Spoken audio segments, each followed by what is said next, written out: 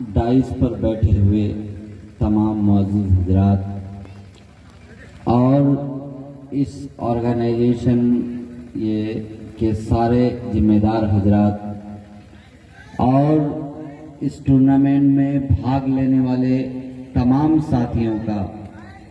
साथियों को मैं मुबारकबाद पेश करता हूँ। आप लोगों ने यहाँ मैच खेल करके, ये एक ऐसी जगह है जहाँ पर मैं समझता हूँ कि साल के 6 महीने लोग काला पानी की सजा काटते हैं। ऐसी जगह में इस तरह के ऑर्गेनाइजेशंस करना एक जिंदा दिली का सबूत है। इसके लिए मैं मुबारकबाद पेश करता हूँ हमारे बहुत ही मुखलिस और मोहसिन जनाब गुफरान भाई साहब, हमारे तुफेल भाई साहब और हमारे बहनवी जफरुल इस्लाम साहब और हमारे दाईं तरफ बैठे हुए हाजी साहब और तमाम मुअज़्ज़िज़ सामई कराम का कि आप लोगों की जिंदा दिली का सबूत है कि आप लोगों ने नौजवानों को आगे ला करके उनका हौसला अफजाई किया है। इसके लिए मैं आप लोगों का शुक्रगुजार हूँ। नौजवानों का जो हौसला होता है, अगर बुजुर्गों का साथ उसको नहीं हो और बुजुर्गों का साथ ना मिले तो नौजवानों का हौसला से कोई जंग नहीं जीता जाता। बुजुर्गों की दुआएं और उनका हौसला अफजाई नौजवानों को बड़े बड़े काम को फतह करने के लिए बहुत ही जरूरी होता है। इसी तरह मेरे भाइयों, अभी जिस दौर से हम गुजर रहे हैं, यामौर विधानसभा आजादी के 73 साल बाद भी एक बेवा मिस्कीन के तरह, एक यतीम बच्चे के तरह यहाँ की तरक्याती कामों को अगर आप देखेंगे तो बिलबिला रही है। हर तरफ हर कदम पर बदहाली, बेबसी, लाचारी। मैं एक किस्सा आपको सुनाऊं मुख्तसरन कि 1987 में बहुत ही भयंकर बाढ़ आया था। उसके बाद 2017 में आया था। 1987 में मैं शायद 8 साल का था। उस 8 साल की उम्र में हमारे अब्बा मरहूम मास्टर अब्दुल गनी साहब आपके बासोल पाबंडोब स्कूल में टीचर थे। तो उस सैलाब की तबाही में मैं अपने अब्बू जान के साथ यहाँ पर कुछ राहत सामग्री बांटने के लिए आया था। तो उस वक्त देखा था एक घर में हम लोगों ने गया था, गरीबों का घर था। वहां जाकर के कहा, एक बच्चों ने कहा कि हम लोग 3 दिन से केला का मोक्षा खा करके हैं नमक से, और आज इस बार में सैलाब के दिनों में फिर मैं यहाँ पर आया था और यहाँ आकर के मैंने देखा कि स्थिति जस की तस है। हो सकता है कि लोग अब होशियार हो गए हैं, लोग अब अपने घरों में बिस्किट या सूखे सामानों को रखते हैं, लेकिन हालात नहीं बदला है, लोग थोड़े बहुत बदले हैं। तो इसका जिम्मेदार कौन है? इसका जिम्मेदार यहाँ का लोकल प्रतिनिधि और ये पटना की जो सरकारें हैं वो इसकी जिम्मेदार है। 40 साल कांग्रेस की सरकार ने बिहार को बदहाल किया और सीमांचल को सबसे ज्यादा बदहाल किया।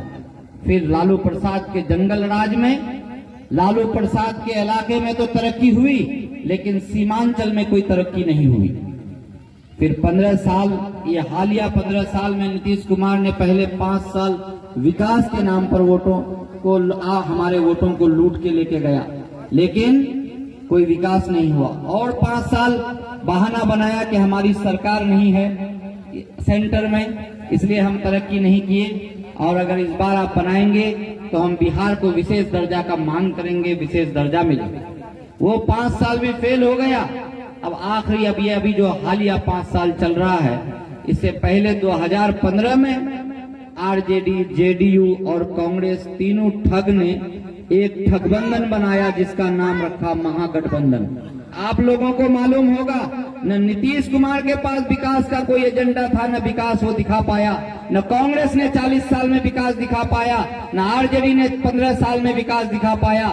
सब ढोंगियों ने मिलकर के एक ढोंगी गठबंधन बनाया, एक ठगबंधन बनाया, और उस ठगबंधन बना करके हमारे यहाँ क्या दिखाया कि हम बीजेपी के साथ लड़ाई लड़ेंगे, बीजेपी को हराने के लिए हमने महागठबंधन बनाया, लेकिन हकीकत कुछ और थी। उन्होंने अपने चेहरे पर विकास का जो नारा लगाया था उसमें फेलियर हो गया था, इसीलिए उन्होंने ये ठगबंधन बनाया और बीजेपी को निशाना बना करके, क्योंकि हमारा सीमांचल जो एरिया है वो मुस्लिम बहुल क्षेत्र है, मुसलमानों की अक्सरियत वाली इलाका है। इस इलाका को ठगने का एक ही काम है कि बीजेपी को सबसे बड़ा दुश्मन बना दो और यहाँ के लोगों का दिल जीत लो।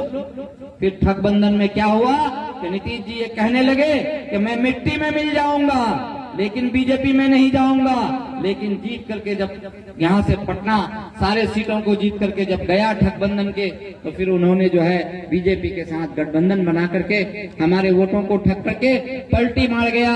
पलटू राम ने ये तर्क दिया कि सेंटर में बीजेपी की सरकार है, बिहार में बीजेपी की सरकार गठबंधन से होगी तो डबल इंजन की सरकार होगी, और इस डबल इंजन की सरकार में हम बिहार की तरक्की दोहरी गति से करेंगे। लेकिन अफसोस सद अफसोस कि 5 साल बीतने को जा रहा है, क्या बिहार में कहीं तरक्की हुई? 9 साल से पेंडिंग पड़ा हमारा खाड़ी घाट का पुल, अभी अपना अधूरी दास्तां का रोना रो रहा है।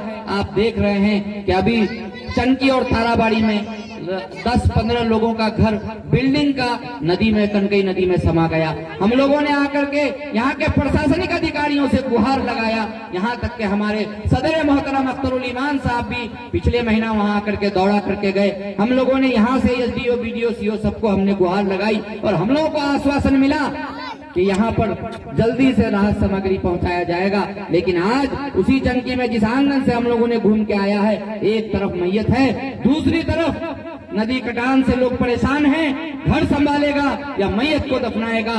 खून का आंसू रोने का वक्त है मेरे भाइयों, ये वक्त खून का आंसू रोने का है, ये वक्त हिसाब लेने का है कि क्यों हमारे साथ ये नाइंसाफी हुई, क्यों हमारे साथ ये बेबसी लाचारी है, क्यों हम दिल्ली, पंजाब, मुंबई, हरियाणा में जाकर के 2 रुपया कमाते थे, लॉकडाउन का पीरियड आया, हम वहाँ भूख से तड़पे। नीतीश कुमार ने दगा किया और इस दगाबाज ने 1000-1000 रुपया अकाउंट में देने का काम किया। क्या 1000 रुपये से कोई नौजवान घर वापस आ सका? एक नौजवान को घर आने के लिए 5-6 हजार रुपया का कर्ज लेना पड़ा, और उस कर्ज में डूब करके जब यहाँ पर आया तो यहाँ पर आकर के देख रहा है कि यहाँ तो लॉकडाउन का कुछ यहाँ कोई सुविधा नहीं है। लोग यहाँ पर आए, ऐसे हुआ प्याजी के स्कूल में आकर के लोग गंदा पानी पीने पर मजबूर हो गए।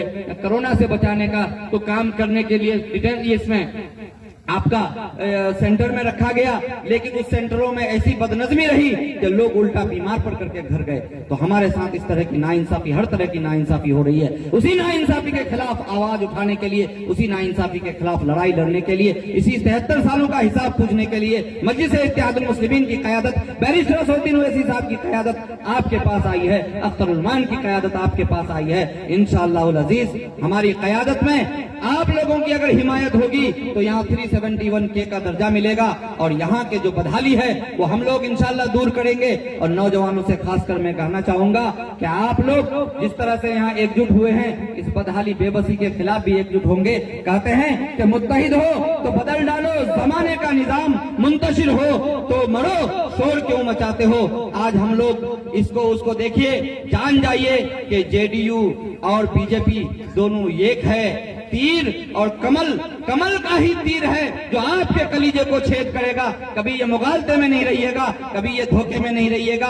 बीजेपी, जेडीयू, आरजेडी, कांग्रेस सभी एक ही थाली के चट्टे बट्टे हैं। सारे लोग नाइंसाफ है, सारे लोग गद्दार हैं, सारे लोग ने सीमांचल के साथ गद्दारी किया है। और हक और इंसाफ के लिए अगर कोई लड़ने वाली पार्टी है तो मजलिस-ए-इत्तेहादुल मुस्लिमीन है, बैरिस्टर असदुद्दीन ओवैसी साहब की पार्टी है, अख्तरुल ईमान साहब की पार्टी है। अगर आपकी हिमायत मजलिस-ए-इत्तेहादुल मुस्लिमीन के साथ होगी तो इंशाअल्लाहुल अजीज यहाँ की तकदीर और तस्वीर बदलेगी। क्या आप लोग साथ देंगे ना भाई? हाथ उठाइए, कौन कौन साथ देंगे? अल्लाह आप लोगों की मोहब्बतों को कबूल फरमाए। आप लोगों का मैच डिस्टर्ब हो रहा है, मैं ज्यादा वक्त नहीं लेना चाहूंगा, लेकिन नौजवानों को कहता हूं कि जिस कौम का नौजवान जाग जाए या वो कौम की तरक्की उसी दिन से शुरू हो जाती है। इंशाअल्लाह अब कौम का नौजवान जाग गया है, लेकिन हमें अपने बुजुर्गों को नजरअंदाज नहीं करना पड़ेगा। हमें अपने बुजुर्गों की दुआएं लेनी पड़ेगी, उनका दाढ़ी पकड़ना पड़ेगा, उनका पैर पकड़ना पड़ेगा। आप अपने बुजुर्गों से कहिए कि वोट MIM को दीजिए, वोट पतंग छाप को दीजिए। ए मेरे अब्बू जान, ए हमारी अम्मी जान, ए हमारी बीवी, ए हमारी बहन, ऐसा है कि अगर आप एमआईएम को वोट देंगे तो आपका बच्चा यहीं पर काम करेगा, आपकी बीमारी में दवा ला करके अपने हाथ से देगा, आपकी आयादत कुर्सी करेगा।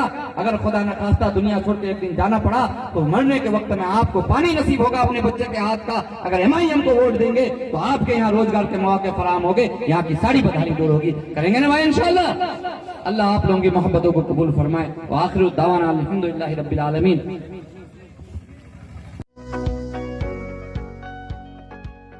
Please like and subscribe my YouTube channel.